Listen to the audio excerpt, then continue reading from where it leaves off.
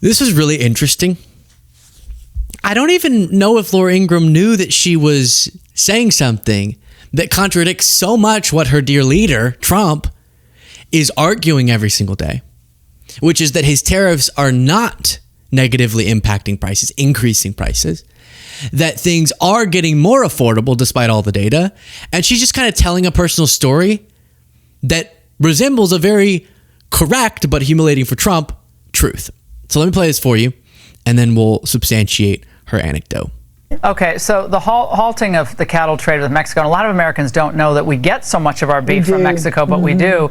So it's drastically reduced compared to the first half of 2024. So we've bought 63% less live animals from our southern neighbor. That's right. So is there a concern that our costs are going to continue to go up because affordability is a big issue for American consumers? I was just at the grocery store this morning. Yes, I go to the grocery store. Thank you very much. And there were 2 steaks. Yeah. We are so proud of you, Laura. You go all by yourself?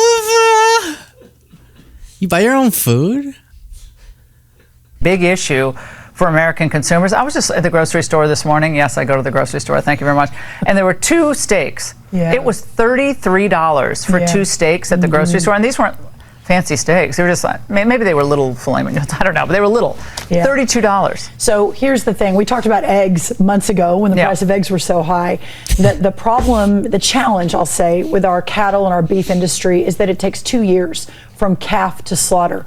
But Laura, here's I don't know if it's the silver lining, but the long-term vision. Slaughter is such a heavy word. You know, these cows from when they're a little calf, a little cute calf, and then it takes this many years before they're slaughtered so that you can eat them. It's like, hey, can you just say like till they're burger? Till you make them my burger? Don't make the vegans right. McDonald's cheeseburger. Let me eat my McDonald's cheeseburger without having to think about the word slaughter. Calf to slaughter. But Laura, here's I don't know if it's the silver lining, but the long-term vision. Just like our manufacturing that we have offshored for years that you've been such a leader on, we've also offshored our food, our beef cattle, our citrus. So much of this we're now importing from other countries like Mexico.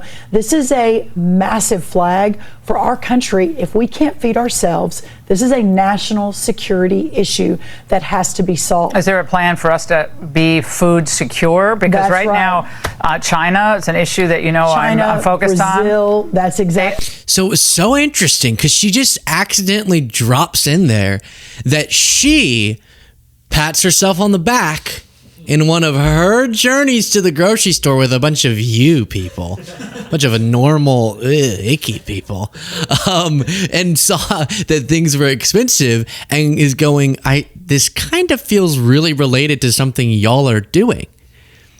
And then the argument there from agriculture secretary wasn't particularly helpful.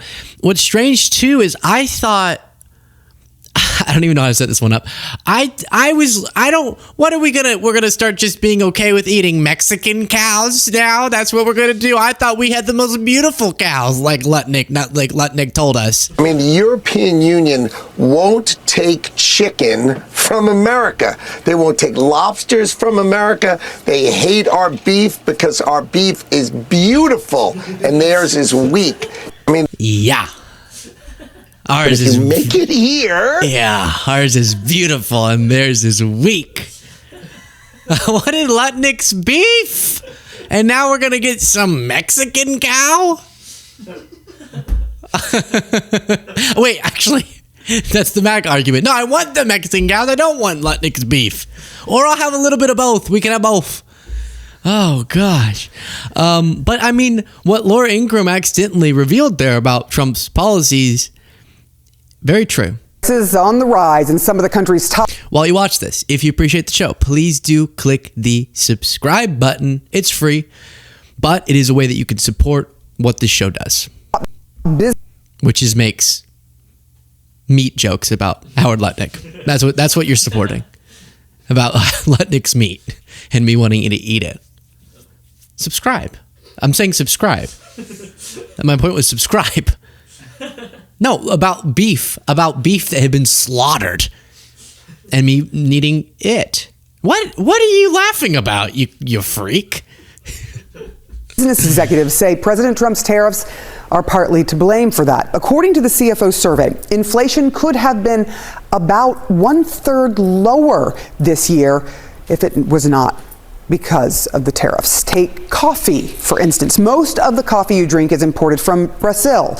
That country now faces 50% tariffs. In August, coffee beans were nearly 21% more expensive than the same time a year ago. CNN's Matt Egan is here tracking all of this. Where are we getting hurt, I guess, is the... And they go on, 1 second. I just, like, when I drop my Sharpie, my speaking ability goes away. This is weird. Like, if this is not my hand, I start panicking. So they will go into more specifics, but the coffee one is a really good reminder of how incoherent Trump's tariff approach is, because he's tariffing Brazil. We have a trade surplus with Brazil. So on the trade imbalance thing, it doesn't even fit what is already an incoherent argument.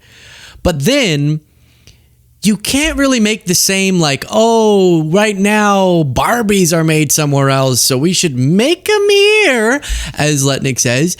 But just come on again, would you? But if you make it here... With Barbies, that might make a little bit more sense. It's still going to be more expensive, but maybe we hear your point that then jobs, but the supply chain, okay. At least there's some coherence to it. But you might know that you can't just throw your used coffee grounds into the ground anywhere and make a bunch of coffee beans, right? There are very specific environmental factors that are necessary that we barely have in the United States for good coffee. And so increasing our prices on coffee isn't going to cause coffee manufacturing to go up.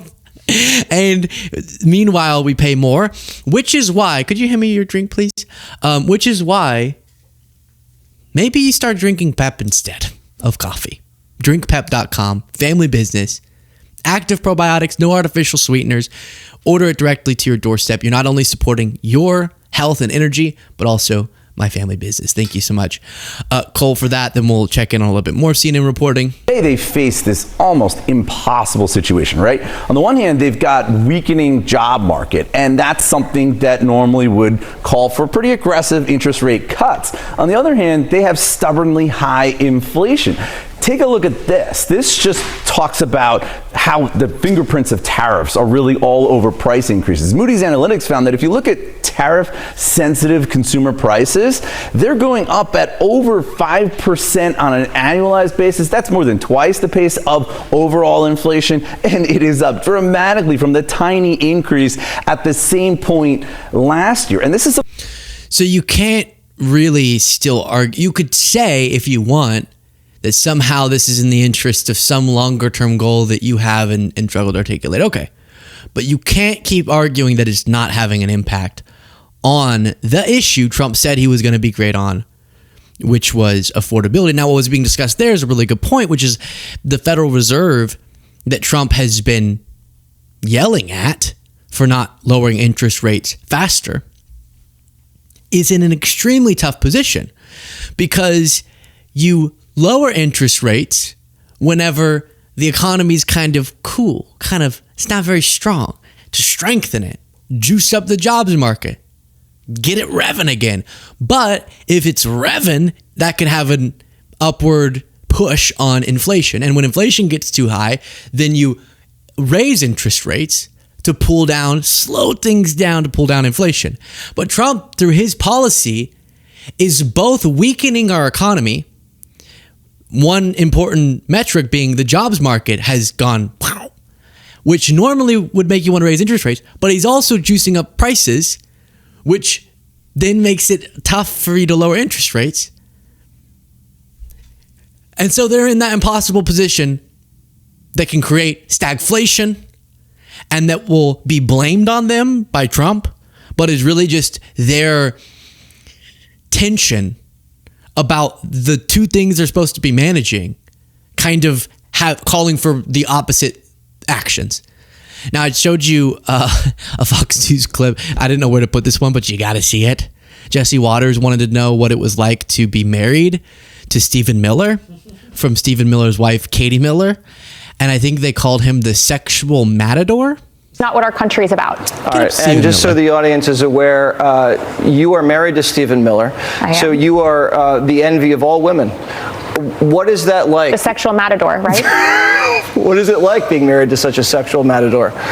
He is an incredibly inspiring man who gets me going in the morning with his speeches being like, let's start the day. I am going to defeat the left and we are going to win.